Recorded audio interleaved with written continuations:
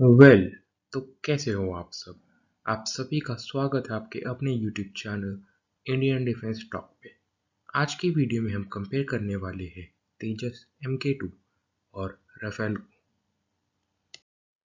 हम सबको इसके बारे में जानना इसलिए ज़रूरी है क्योंकि हमारी मेहनत का ही टैक्स यूज़ करके गवर्नमेंट इन सारे प्लेन्स और हेलीकॉप्टर्स को खरीदती है। आप सबको याद ही होगा कि एयरफोर्स कह रही है कि उनका अगला टारगेट MMRCA डील होगी जिसमें 114 फाइटर जेट लिए जाएंगे और इसी डील में मोस्ट प्रोबेबली राफेल को ही लिया जाएगा।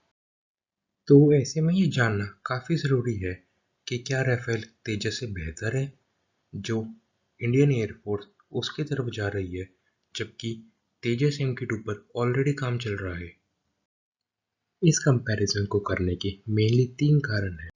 पहला, तेजस MK2 और राफेल दोनों ही सेम कैटेगरी के फाइटर एयरक्राफ्ट हैं जो है मीडियम वेट। दूसरा, तेजस की कॉस्ट राफेल से काफ़ी कम होने वाली है। और तीसरा कारण है वोकल फॉर लोकल। तो चलिए फिर अपनी वीडियो को शुरू करते हैं और जानने की कोशिश करते हैं कि क्या तेजस MK2 राफेल से बेहतर है या नहीं। सबसे पहले हम दोनों की पर यूनिट कॉस्ट के बारे में बात करते हैं। तेजस की पर यूनिट कॉस्ट लगभग 450 करोड़ होगी, वही राफेल की पर यूनिट कॉस्ट इंडिया को 670 करोड़ पड़ी थी। हालांकि अगर हम ज़्यादा क्वांटिटी में राफेल लेंगे तो अब उनकी पर यूनिट कॉस्ट कम हो जाएगी क्योंकि अब ऑलरेडी इंफ्रास्ट्रक्चर इंडिया में बन चुका है, पर जब भी वो तेजस से तो महंगा ही होगा। आगे बढ़ते हैं और बात करते हैं दोनों एयरक्राफ्ट के डिज़ाइन की। जहां तेजस एक इंडियन ओरिजिन का सिंगल इंजन एयरक्राफ्ट है, वही राफेल एक फ्रेंच ओरिजिन का ट्विन इंजन एयरक्राफ्ट है। दोनों ही aircraft canard delta wing design पे बेस्ड है। कैनार्ड जो ये आगे लगे रहते हैं एयरक्राफ्ट के, ये मैन्यूवरेबिलिटी में हेल्प करते हैं और डेल्टा विंग का मतलब इनके विंग्स की शेप ऐसे एक ट्रायंगल के जैसी है। दोनों ही मल्टी रोल फाइटर एयरक्राफ्ट है, तो आप देख सकते हैं कि दोनों में कितनी सिमिलैरिटीज़ है। आगे बढ़ते हैं तो तेजस EDA और HAL ने डिज़ाइन और डेवलप किया है, वही राफेल डसॉल्ट एविएशन के द्वारा डिज़ाइन और डेवलप किया गया है। अब बात करते हैं दोनों के फिजिकल डायमेंशंस के बारे में। तेजस की length 14.6 metre, wing span 8.5 metre, height 4.86 metre है। वही राफेल की length 15.3 metre, wing span 10.9 metre, height 5.3 metre है।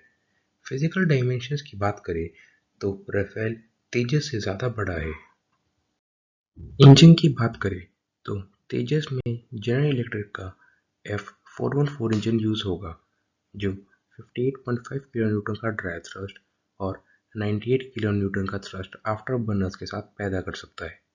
वही राफेल में स्टेगमा का M88 इंजन यूज़ होता है जो 50 किलोन्यूटन का ड्राई थ्रस्ट और 75 किलोन्यूटन का थ्रस्ट आफ्टर बर्नर्स के साथ पैदा कर सकता है। पर ये राफेल के एक इंजन का थ्रस्ट है और राफेल में ऐसे 2 इंजन यूज़ होते हैं।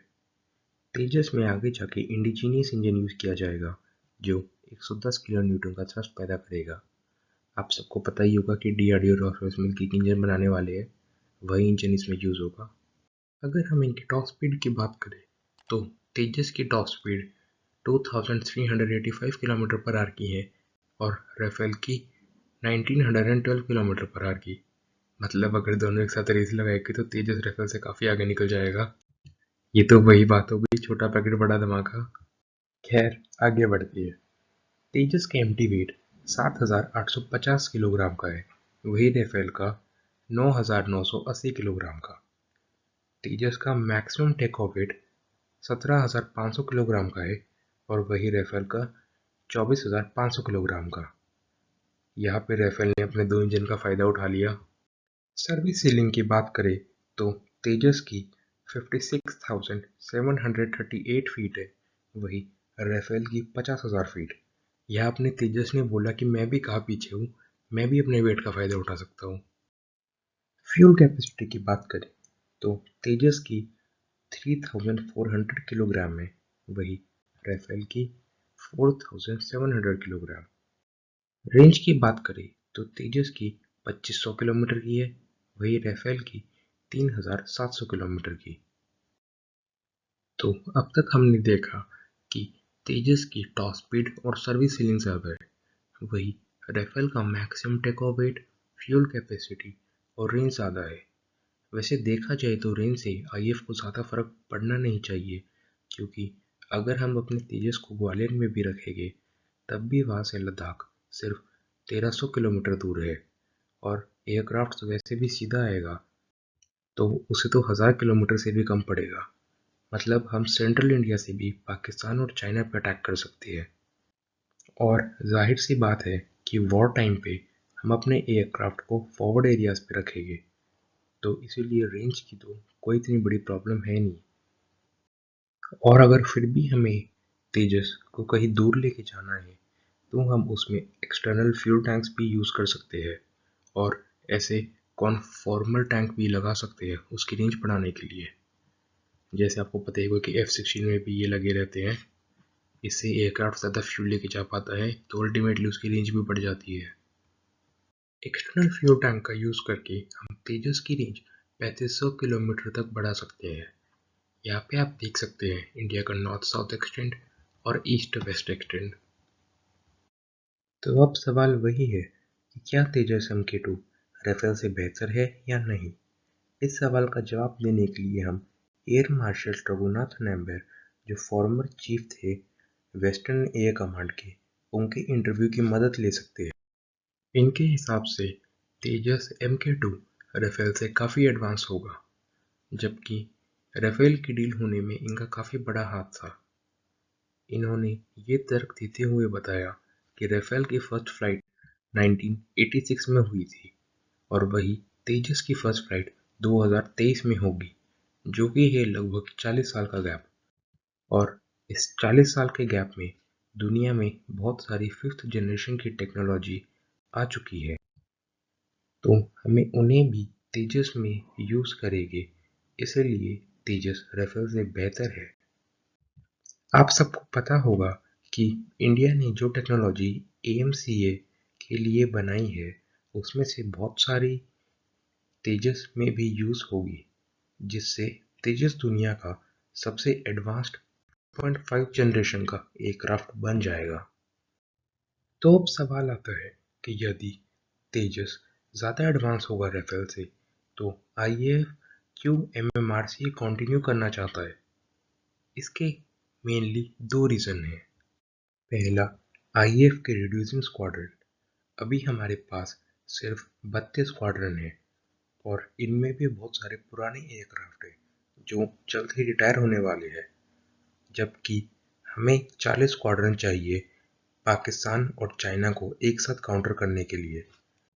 और दूसरा, तेजस MK2 2027-28 तक प्रोडक्शन में आएगा, और IAF में ये ठीक ठाक स्ट्रेंथ में 2030 तक होगा।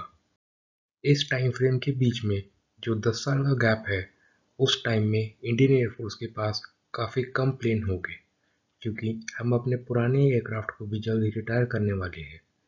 तो इसी गैप को कम करने के लिए इंडियन एयरफोर्स MMRC के साथ जाना चाहती है।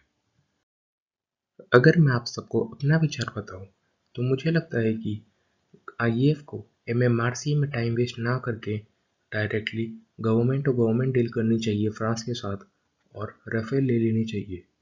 इससे ये होगा कि हमें राफेल जल्दी मिल पाएगी, और साथ ही में हमें एक्स्ट्रा राफेल नहीं लेने चाहिए, क्योंकि इससे अल्टीमेटली हम तेजस MK2 के कम ऑर्डर प्लेस करेंगे, जबकि तेजस MK2 ज़्यादा एडवांस भी होगा और सस्ता भी।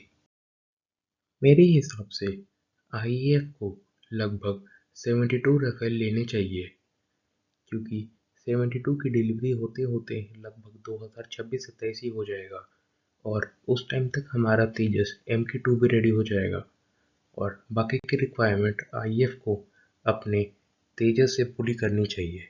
तो बेस्ट ऑप्शन यही होगा कि लिमिटेड नंबर में राफेल लो और बाकी की रिक्वायरमेंट तेजस से पूरी करो।